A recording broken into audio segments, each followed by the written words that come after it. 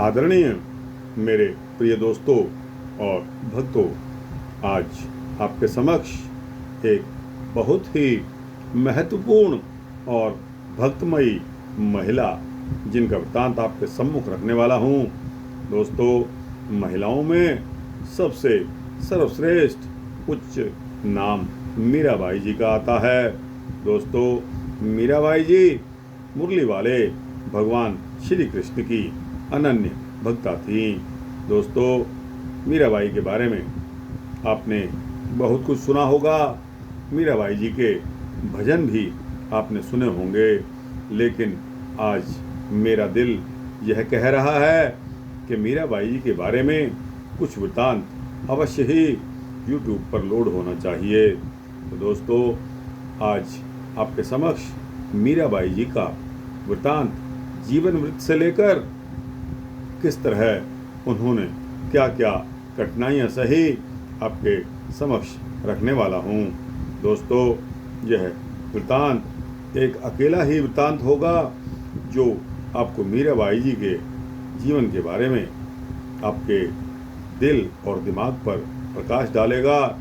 दोस्तों, मैं स्वयं मीराबाई जी का फैन हूँ, बहुत बड़ा भक्त हूँ, उनके भजनों को गाता हूँ।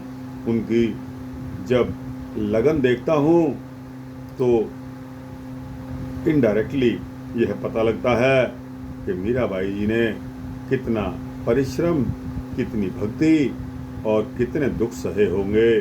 दोस्तों, हर पथ पर दुख और अड़चने तो आती ही हैं, लेकिन महिलाओं के लिए तो कुछ ज़्यादा ही आती हैं। दोस्तों, और वो महिला जो कि एक राजघराने से हो और अपना सब कुछ छोड़कर भगवान श्री कृष्ण की भक्ति में लग जाए। और लोग कहते थे कि मीरा पागल है। दोस्तों, जब भक्ति का रस सिर चढ़ जाता है तो हर कोई पागल ही नजर आता है। दोस्तों, मैं आपको क्या बताऊं, इस वृत्तांत के माध्यम से ही जो कुछ इतिहास में लिखा है उसी को आप सत्य मानिए। तो दोस्तों, बिना समय गवाए इस वृत्तांत को शुरू करते हैं।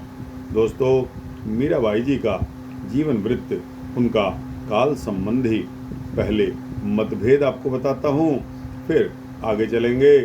दोस्तों, मीराबाई के आविर्भाव काल के विषय में बहुत दिनों तक मतभेद रहता आया है।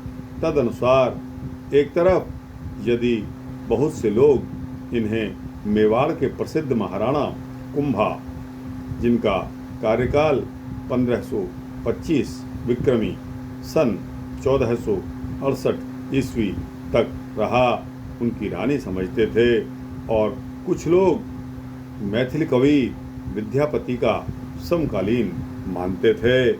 दोस्तों, कुछ लोग मैथिली कवि विद्यापति का समकालीन मानते थे, तो दूसरी ओर अन्य सज्जन प्रसिद्ध राठौर वीर जयमल की पुत्री उनको ठहराते थे, जिनका मृतकाल 1624 विक्रमी यानी कि संवत 1567 ईस्वी का था। इनके जन्म एवं मरण के संवतों के संबंध में इसी कारण बहुत सी मनगढ़ंत बातें प्रचलित हो चली थी, किंतु राजस्थान के इतिहास प्रेमियों में अब खोज के उपरांत बहुत सी बातें निश्चित कर दी गई हैं, जिनके आधार पर इनका जीवन वृत्त आपको बता रहा हूँ। तो दोस्तों, कुल एवं जन्म जो मीराबाई का था उसके बारे में, मीराबाई जोधपुर के संस्थापक सुप्रसिद्ध राठौर राजा जोधाजी यानी कि संवत 1472 से 1545 विक्रमी तक सन 1415 से लेकर 1488 ईस्वी तक के पुत्र राव दूदाजी की पौत्री कही जाती हैं। राव दूदाजी ने अपने पिता के जीवन काल में ही मेड़ता प्रांत को अपने भाई वीर सिंह की सहायता से अजमेर के सूबेदार से छीन लिया था और उससे छीनकर उसके अंतर्गत एक नया मेड़ता नगर बसा लिया था।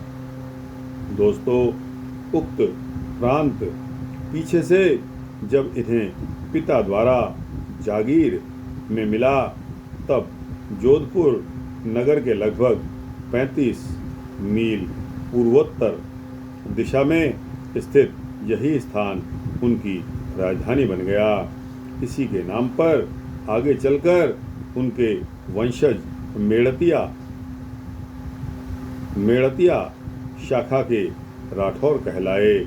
मीराबाई राव दूधा जी के चतुर्थ पुत्र रत्न सिंह की इकलौती संतान थी। दोस्तों, मैंने आपको बताया कि मीराबाई राव दूधा जी के चौथे पुत्र रत्न सिंह की इकलौती संतान थी। रत्न सिंह की राय दूधा जी ने राज्य की ओर से उनके जीवन निर्वाह के लिए जागीर में बाजोली, कुड़की आदि 12 गांव प्रदान किए थे और मीराबाई का जन्म कुड़की गांव में ही संवत 1555 विक्रमी यानी के सन 1498 के आसपास ही हुआ माना जाता है। दोस्तों, पुराने शहर मेड़ता को नए सिरे से बसाया गया। पंडित देवी प्रसाद मीराबाई का जीवन चरित्र। दोस्तों, इसके पश्चात मीराबाई जी के बाल्यकाल पर आते हैं। मीराबाई के बचपन की घटनाओं में प्रसिद्ध है कि उन्हें अपनी शैशवावस्था में ही गिरधर गोपाल का इष्ट हो गया था।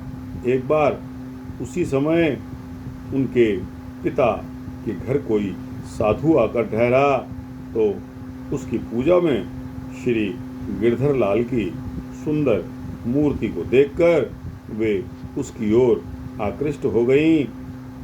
उसे लेने के लिए उनका दिल मचलने लगा, किंतु साधु उसे देने से इनकार करके वहां से चला गया। मीरा के हठ के चलते उनका खाना पीना तक मीरा जी ने छोड़ दिया। उस साधु को स्वप्न हुआ कि मूर्ति को मीरा के हाथ सौंप देने में ही तुम्हारा कल्याण है, जिससे विवश होकर उसे ऐसा करने के लिए फिर उसको एक बार वापस आना पड़ा। दोस्तों, बालिका मीरा मूर्ति को अपनाकर अत्यंत प्रसन्न हुई और उसे सदा अपने पास रखने लगी। इसी प्रकार कहा जाता है कि फिर कभी पड़ोस में किसी कन्या का विवाह होता देख मीरा अपनी माता से भोलेपन में पूछती थी कि मेरा वर कौन है, जिसके उत्तर में माता ने हंसकर कहा कि उक्त मूर्ति की ओर संकेत किया। मीरा को तभी से गिरधरलाल की लगन लग गई। मीरा जी ने जान पड़ता है कुछ इन जैसी घटनाओं के प्रभाव का ही उल्लेख अपने पदों में प्रयुक्त बालपन की प्रीत, जिसके 100 पद हैं, आदि द्वारा व्यक्त किया है। मीराबाई के एक पद संख्या 27 में इसी प्रकार की स्वप्न के ब्याह की भी चर्चा की गई है। तो दोस्तों, मीरा जी के बारे में क्या कुछ लिखा हुआ है, उनकी प्राथमिक शिक्षा के बारे में आपको बताता हूँ। दोस्तों, मीराबाई की माता उन्हें छोड़कर बाल्यावस्था में ही चल बसी थी। उनके पितामह राव दूधा जी स्नेहवश उन्हें कुड़की से बुलाकर अपने यहाँ मेड़ता में रखने लगे। दोस्तों, मेड़ते में राय दूधा जी के साथ खास उस समय उनके बड़े लड़के वीरमदेव संवत, जिनका कार्यकाल 1534 से 1602 विक्रमी यानी के सन 1477 से 1545 ईस्वी तक का माना गया है, का एक पुत्र जयमल भी रहा करता था। अतएव दोनों का लालन पालन करने पितामह की देखरेख में ही एक साथ हुआ। दोनों ने साथ रहकर अपनी प्राथमिक शिक्षा पाई और दोनों के कोमल हृदयों पर उनके सच्चे धार्मिक जीवन का बड़ा ही प्रभाव पड़ा। दोस्तों, उनकी संगति में रहने के कारण छोटी सी अवस्था में ही मीरा के हृदय क्षेत्र में बड़ा हुआ भगवत भक्ति का बीज मानो अंकुरित होकर पल्लवित हो चला। तत्पश्चात सब राय दूधा जी का देहांत हो जाने पर भी जब श्री वीरमदेव की उस गद्दी पर बैठ गए, उस समय रत्न सिंह को बहुधा लड़ाइयों में योग देते रहने के कारण दूसरी बातों की ओर ध्यान देने के लिए कम अवकाश मिला करता था। अतएव मीरा विषयक धारा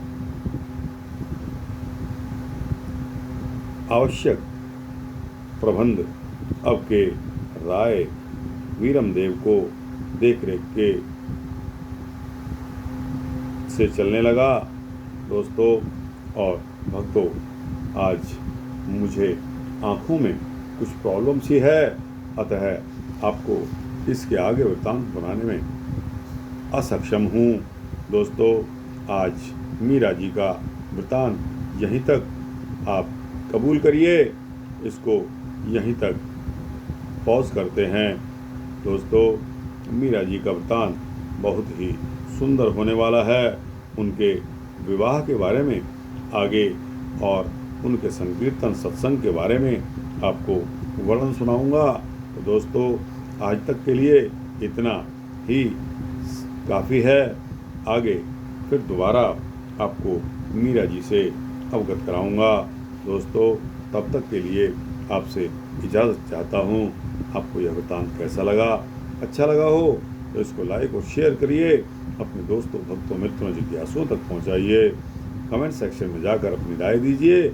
इस चैनल को सब्सक्राइब करेंगे तो आपको इसी तरह के सूक्ष्म भक्ति वृत्तांत मिलते ही रहेंगे। जय मीराबाई जी की, जय गिरधर गोपाल की।